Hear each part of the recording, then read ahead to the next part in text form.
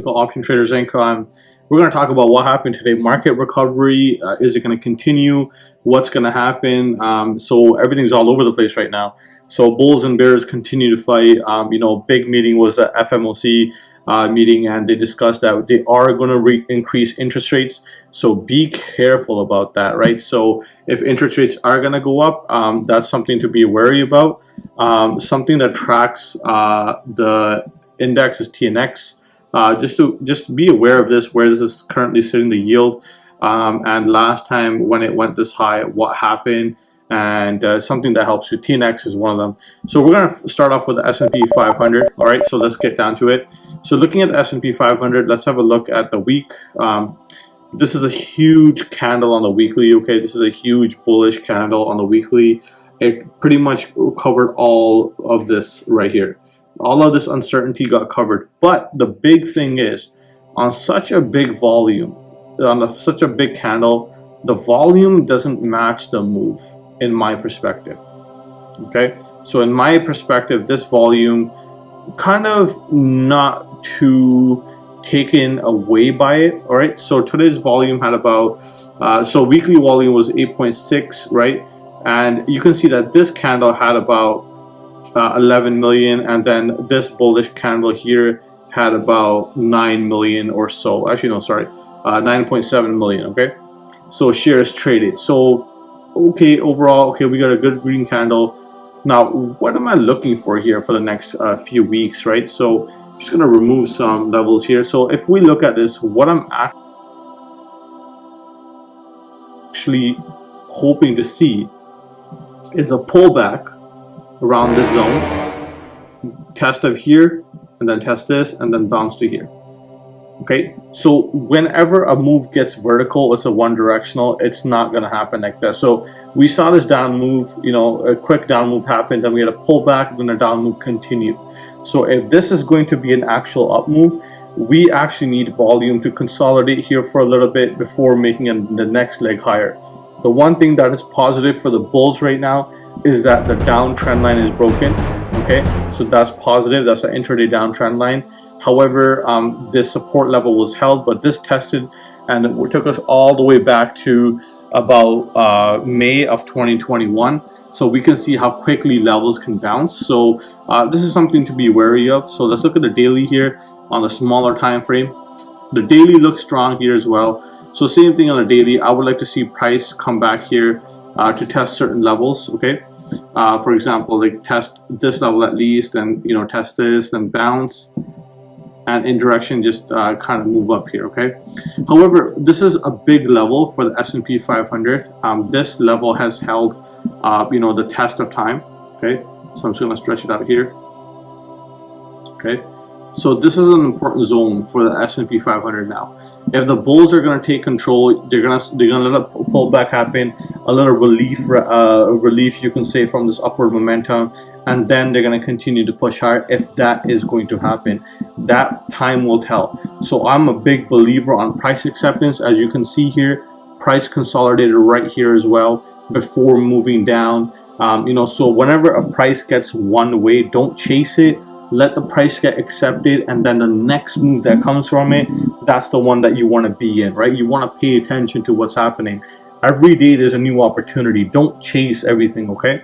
So right now, the market is showing signs of recovery, but with 7 interest rate hikes coming up this year, COVID spikes all over the world, geopolitical tensions are sort of easing, but not really. So that's something to pay attention to, okay? So if we look at the futures here, so far they were bullish on SPY. The one that I really like is NQ. NQ's volume has been steady. It's not declining. It's not increasing.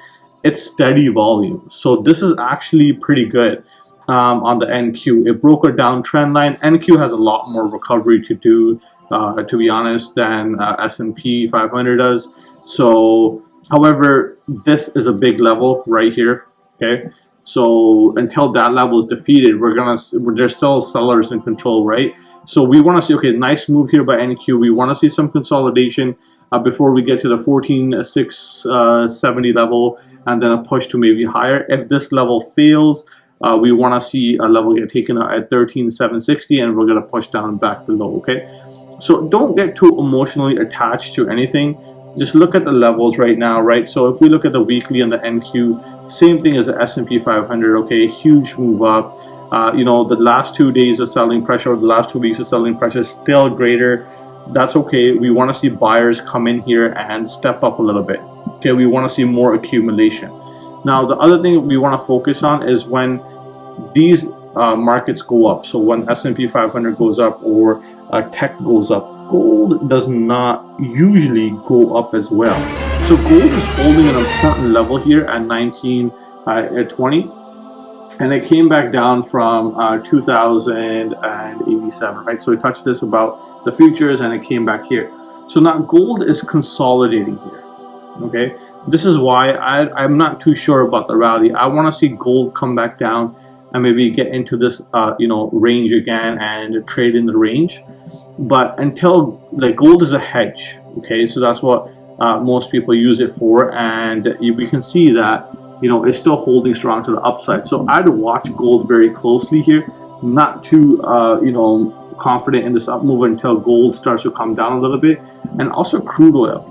If we look at crude oil on a weekly, it just had a quick, like, up and down move just simultaneously. However, it's still holding important levels here, crude oil is, okay? So I'm not too sure about the move, like I said earlier as well. So just something to pay attention to here on crude. You know, on a daily, it did bounce, held this level at 90. Now it's back above 100. This is important supply zone. We want to see if more is added here. So when this up move actually came, we can see there was more. You know, they were selling here, but then buying started to accumulate over here as well. So we want to pay attention to this, okay, and see what happens here. If this is gonna actually go up, we're gonna see more buyers come in. But if this starts to chop around the 190 mark and this stays in between this price, that could still be bullish for crude oil in the coming future. Whenever commodities are doing well, that's not really a good sign for equities. That's something to pay attention to, okay? And the other thing we want to focus on is small caps. Small caps, they're going back to test this level.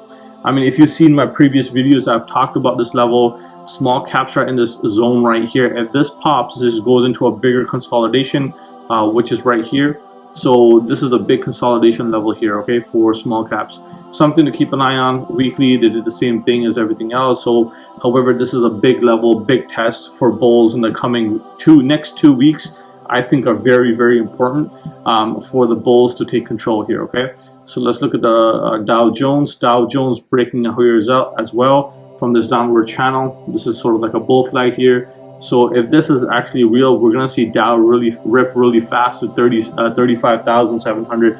So this level right here, it could be a big level for the Dow Jones in the coming weeks. Now, the thing is, these rallies have come before and they faded really fast because, you know, buyers just couldn't sustain, or there was just too much uncertainty in the market. Now with the interest rates confirmed, that's something to be a little bit cautious about as to how that can impact us, okay? So the other thing we want to pay attention to is the sectors. Okay, so we can look at semiconductors. They're starting to bounce back here beautifully. And so that's a good sign that these sectors that were lagging or that corrected for the months and now are starting to come back, right? Semiconductor did good. XLK, which is technology, okay, it did good as well. Now, one could possibly argue that these right here, these moves that are coming up, they're part of a bigger trend that's forming. So some people are arguing that, you know, we got like, you know, these bull flags or falling wedges, if you want to call them, are forming, and that's why we're getting these breakouts. That's perfectly fine. Or they're saying that we're bouncing from oversold conditions. But price always leads. We want to see if Qs are going to go. We know there's a big level here at 160-ish that needs to be taken out, between 160 and 155. That needs to be taken out before anything else is considered. So have a look at this level and just see how it is, right? So this rally was actually led by technology, jets, which is airlines. They did well. You know, we can see retail ETF did well. You know, home builders did well. So it's not just one sector that did well. So that's important to know, right? That this rally had a a lot of relief behind it. So now it could be due to OPEX. If you don't know what OPEX is, I'll be adding a video to talk about what OPEX is, but it could be due to that. So it's very good to be careful. Okay. So the other thing we want to pay attention to is the financial sector as well. So how did XLF do, right? XLF did decent here, right? It did a nice bounce here. So XLF could be the reason why Dow Jones is moving, right? So that's something to pay attention to, okay? So how did energy do? Like, how is energy performing? If we look at energy right here, which is XLE, energy is still holding. So energy is a safer stock, safer company. So that's something that you want to pay attention to, okay? This is a safer sector. If the energy is still performing or outperforming everything else, that tells you something, that big money could be still hedged with safer products.